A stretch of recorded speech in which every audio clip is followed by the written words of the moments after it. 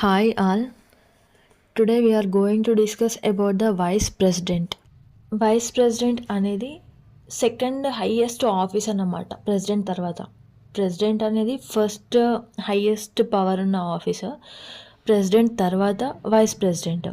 అయితే వైస్ ప్రెసిడెంట్లో మనం ఆర్టికల్స్ ఎక్కడి నుండి ఎక్కడి వరకు చూస్తాము అని అంటే ఆర్టికల్ 63 నుండి ఆర్టికల్ 73 వరకు కూడా ఈ వైస్ ప్రెసిడెంట్ అనే చాప్టర్లో మనం చూస్తాం. ఇప్పుడు వైస్ ప్రెసిడెంట్ యొక్క ఎలక్షన్ ప్రాసెస్ చూసుకుందాం. ఎలక్షన్స్ అంటేనే మనకి 2 types, direct, indirect. Direct elections అంటే పీపుల్ ఎలక్ట్ చేసుకుంటారు. ఇండైరెక్ట్ ఎలక్షన్స్ అంటే ఎంపీస్, ఎమ్మెల్యేస్ ఎలక్ట్ చేసుకోవడం అన్నమాట. అయితే వైస్ ప్రెసిడెంట్ యొక్క ఎలక్షన్స్ ఎట్లా జరుగుతాయని అంటే ఇండైరెక్ట్ అని చెప్పుకున్నాం ఇంతకు ముందే. అండ్ ఆ ఇండైరెక్ట్ ఎట్లా అంటే పార్లమెంట్లో ఉన్న Lok Sabha, Rajya Sabha elected and nominated persons vice ప్రెసిడెంట్ని ఎలక్ట్ చేసుకుంటారు. మంచిగా వినండి, only elected nominated members of parliament మాత్రమే. ఇందులో స్టేట్ లెజిస్లేటివ్ అసెంబ్లీ అనేది ఇన్వాల్వ్ అవ్వదు. అండ్ ఈ ఎలక్షన్ ప్రాసెస్ ఎట్లా ఉంటుంది అని అంటే PR system, proportional representative system and single transferable vote ద్వారా వైస్ ప్రెసిడెంట్ని ఎలక్ట్ చేసుకుంటారు. అయితే వైస్ ప్రెసిడెంట్ని ఎలక్ట్ చేసుకునే టైంలో, ఎలక్షన్స్ టైంలో ఎలాంటి డౌట్స్ వచ్చినా, ఎలాంటి గొడవలు వచ్చినా కానీ ఎలక్షన్ ప్రాసెస్ గురించి సుప్రీంకోర్టు డిసైడ్ చేస్తుంది. అలా ఆ డౌట్స్ అన్నీ కూడా రైటా రాంగా, గొడవల్ని అవన్నిటిని కూడా సుప్రీంకోర్టే ఎంక్వైరీ చేస్తుంది. అండ్ సుప్రీంకోర్టు యొక్క డెసిషన్ ఏదైతే ఇస్తుందో అదే ఫైనల్. ఇంకా ఎవరు కూడా క్వశ్చన్ చేసే ఛాన్స్ అనేది లేదన్నమాట. అండ్ ఒకవేళ సుప్రీంకోర్టు అనేది వైస్ ప్రెసిడెంట్ యొక్క ఎలక్షన్స్ అనేటివి రాంగ్ వేలో జరిగినాయి, తప్పు అని చెప్తే సుప్రీంకోర్టు చెప్పడానికి ముందు వైస్ ప్రెసిడెంట్ చేసిన వర్క్స్ అన్నీ కూడా ఓకే, అంటే అవేమి కూడా రాంగ్ కావన్నమాట. ఎప్పుడైతే సుప్రీంకోర్టు వైస్ ప్రెసిడెంట్ యొక్క ఎలక్షన్స్ రాంగ్ వేలో జరిగినాయి అని చెప్పిన తర్వాత వైస్ ప్రెసిడెంట్ ఎలాంటి వర్క్స్ చేయడానికి వీల్లేదు అన్నమాట. ఇప్పుడు మనం క్వాలిఫికేషన్స్ చూసుకుందాం వైస్ ప్రెసిడెంట్కి. అసలు ఎలాంటి ఎలిజిబిలిటీ క్యారెక్టర్స్ ఉంటే మనం వైస్ ప్రెసిడెంట్ లాగా చేయొచ్చు అనేటివి. ఫస్ట్ ఆఫ్ ఆల్, ఎవరైతే వైస్ ప్రెసిడెంట్ లాగా కావాలి అని అనుకుంటున్నారో ఆ పర్సన్ సిటిజన్ ఆఫ్ ఇండియా అయి ఉండాలి. అండ్ ఆ పర్సన్కి 35 ఏజ్ ప్లస్ అయి ఉండాలి. అండ్ ఆల్సో ఈ should be qualified for member of Rajya Sabha. అంటే రాజ్యసభ మెంబర్ లాగా ఎలక్ట్ కావడానికి ఏ క్వాలిఫికేషన్స్ కావాలో ఆ క్వాలిఫికేషన్స్ ఈ వైస్ ప్రెసిడెంట్కి ఉండాలన్నమాట. And he should not hold any office of profit. ఎలాంటి ప్రాఫిట్ హోల్డ్ చేయకూడదు. ఎవరి కింద అంటే యూనియన్ గవర్నమెంట్ కానీ, స్టేట్ గవర్నమెంట్ కానీ, లోకల్ గవర్నమెంట్ అయినా సరే. వైస్ ప్రెసిడెంట్ యొక్క ఓత్ అంటే ఏంటి అంటే ప్రమాణ స్వీకారం లాంటిది. అంటే ప్రామిస్ చేయడం. వన్స్ అతను ఎలక్ట్ అయిన తర్వాత ఏమేం ప్రామిసెస్ చేస్తారో ఇప్పుడు చూద్దాం.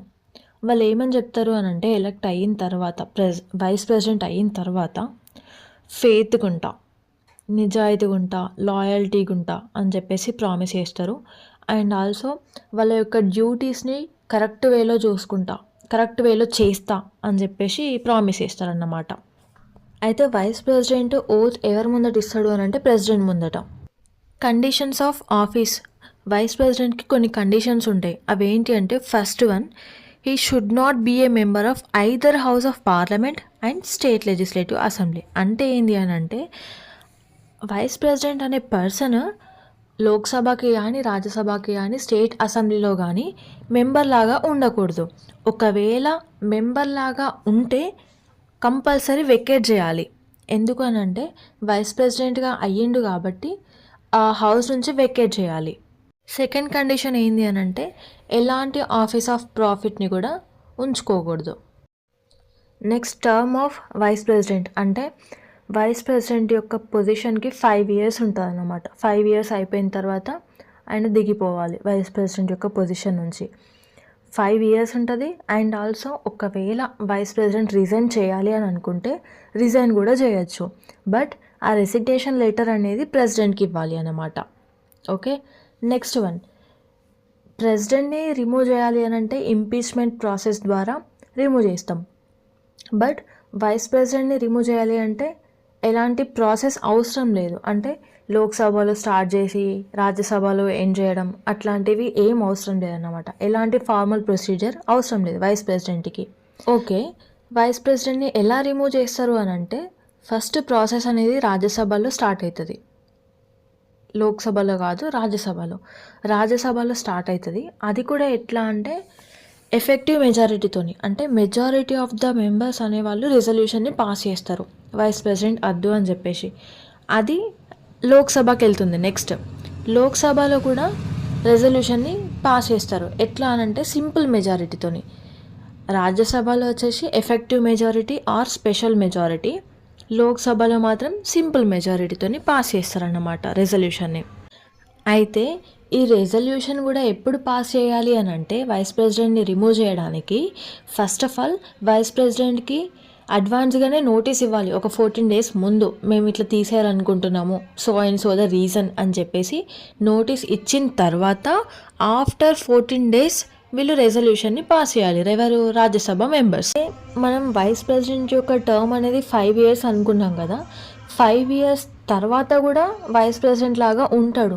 బట్ ఎప్పటి వరకు అని అంటే until new person elected as vice president, అంటే కొత్త పర్సన్ వైస్ ప్రెసిడెంట్ లాగా వచ్చి ఆయన ఛార్జెస్ తీసుకునేంత వరకు కూడా ఈ vice president, first vice president అనేవాళ్ళు ఉంటారన్నమాట.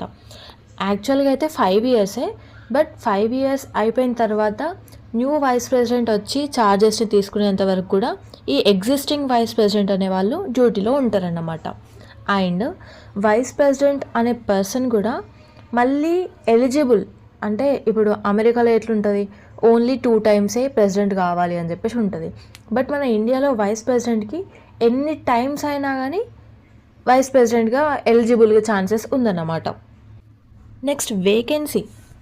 అయితే వైస్ ప్రెసిడెంట్ యొక్క పొజిషన్ ఎప్పుడు వేకెంట్ అవుతుంది, ఎప్పుడు ఖాళీ అవుతుంది అని అంటే ఎప్పుడైతే వైస్ ప్రెసిడెంట్ రిజైన్ చేస్తాడో అప్పుడు ఖాళీ అయిన ఉంటుంది. ఎప్పుడైతే రిజల్యూషన్ని పాస్ చేసి రిమూవ్ చేస్తారో అప్పుడు ఖాళీగా ఉంటుంది.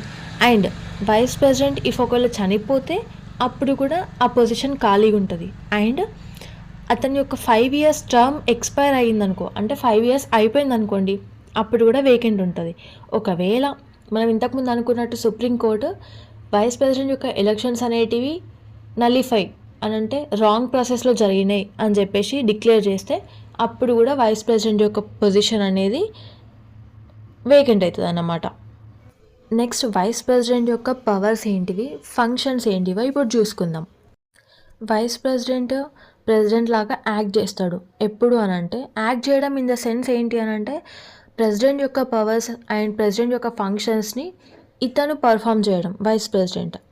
అది ఎలాంటి కేసెస్లలో అని అంటే ఎప్పుడైతే ప్రెసిడెంట్ యాబ్సెంట్ ఉండడం లేదంటే హెల్త్ ఇష్యూస్ వల్ల రాకపోవడం, అట్లాంటి టైంలో వైస్ ప్రెసిడెంట్ యాక్టర్స్ ప్రెసిడెంట్ అన్నమాట. అండ్ వైస్ ప్రెసిడెంట్ ఏంటి అని అంటే ప్రెసిడెంట్ లాగా యాక్ట్ చేస్తాడు. నాట్ ఓన్లీ కేస్ యాబ్సెంట్ ఉన్నప్పుడు, హెల్త్ ఇష్యూస్ వచ్చినప్పుడే కాకుండా ప్రెసిడెంట్ ఎప్పుడైతే రిజైన్ చేస్తాడో, ప్రెసిడెంట్ ఒకవేళ చనిపోయినా, ప్రెసిడెంట్ని రిమూవ్ చేసినా కూడా వైస్ ప్రెసిడెంట్ యొక్క ఫంక్షన్స్ని పర్ఫామ్ చేస్తాడు.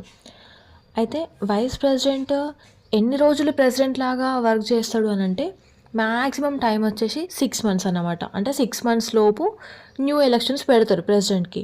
సో మ్యాక్సిమం టైం వచ్చేసి 6 months వరకు వైస్ ప్రెసిడెంట్ లాగా యాక్ట్ చేస్తాడు అన్నమాట. And vice president is the ex officio chairman of Rajya Sabha అన్నమాట. అయితే ఎప్పుడైతే ఈ వైస్ ప్రెసిడెంట్ లాగా యాక్ట్ చేస్తాడో చైర్మన్ ఆఫ్ రాజ్యసభ వర్క్స్ అనేటివి ఈయన చేయడం అన్నమాట వైస్ ప్రెసిడెంట్. అయితే అప్పుడు ఈ రాజ్యసభ చైర్మన్ యొక్క వర్క్స్ అన్నీ కూడా డిప్యూటీ చైర్మన్ చేస్తాడు. Okay. And also vice president ఎప్పుడైతే ప్రెసిడెంట్ లాగా యాక్ట్ చేస్తాడో అప్పుడు ఈ రాజ్యసభ యొక్క చైర్మన్ యొక్క శాలరీస్ అనేటివి ఈయనకు రావు. ఎందుకనంటే వైస్ ప్రెసిడెంట్ లాగా యాక్ట్ చేస్తున్నాడు, ప్రెసిడెంట్ వర్క్ చేస్తున్నాడు కాబట్టి రాజ్యసభ చైర్మన్ శాలరీస్ ఎందుకు వస్తాయి? రావన్నమాట. మన ఇండియాలో వైస్ ప్రెసిడెంట్ ఏంటి, ఓన్లీ మ్యాక్సిమం 6 months వరకే ప్రెసిడెంట్ వర్క్స్ అనేటివి చేస్తాడు. బట్ అమెరికాలో మాత్రం వన్స్ వైస్ ప్రెసిడెంట్ లాగా వర్క్ చేస్తున్నప్పుడు ఆయన యొక్క ఫుల్ టర్మ్, అంటే ఎంతవరకు టైం లిమిట్ ఉందో అంతవరకు కూడా ప్రెసిడెంట్ లాగానే వర్క్ చేస్తాడు until the next elections happens అన్నమాట. ఇప్పుడు ఒకసారి ఆర్టికల్స్ చూసుకుందాం వైస్ ప్రెసిడెంట్కి సంబంధించినవి. ఆర్టికల్ 63 అసలు మనం చదివేది వైస్ ప్రెసిడెంట్. సో ఆర్టికల్ 63 అనేది వైస్ ప్రెసిడెంట్కి సంబంధించింది అని గుర్తుపెట్టుకోండి. ఆర్టికల్ 64 మనం వైస్ ప్రెసిడెంట్ని ఇంకో విధంగా ఏమనుకున్నాం, ex officio chairman of Rajya Sabha అనుకున్నాం. సో 64 అనేది వైస్ ప్రెసిడెంట్కి ఇంకో నేమ్ లాగా అట్లా గుర్తుపెట్టుకోండి. 65 ఏంది అని అంటే వైస్ ప్రెసిడెంట్ యొక్క వర్క్స్ చేస్తాడు కదా, అది 65. అండ్ 66 ఏంది, వైస్ ప్రెసిడెంట్ యొక్క ఎలక్షన్ ప్రాసెస్. 67 ఏంటి అని అంటే వైస్ ప్రెసిడెంట్ యొక్క టర్మ్. 68 ఏమో వేకెన్సీ ఆఫ్ వైస్ ప్రెసిడెంట్. 69 వచ్చేసి ఓత్. నెక్స్ట్ 70 వచ్చేసేమో ప్రెసిడెంట్ యొక్క ఫంక్షన్స్ని చేస్తాడు కదా, అది 70. 71 ఏమో మనం ఇంతకుముందు అనుకున్నాం కదా, సుప్రీంకోర్టు యొక్క డెసిషన్ ఈజ్ అ ఫైనల్ అని చెప్పేసి, అంటే matters related to election of vice president is a 71st article అన్నమాట.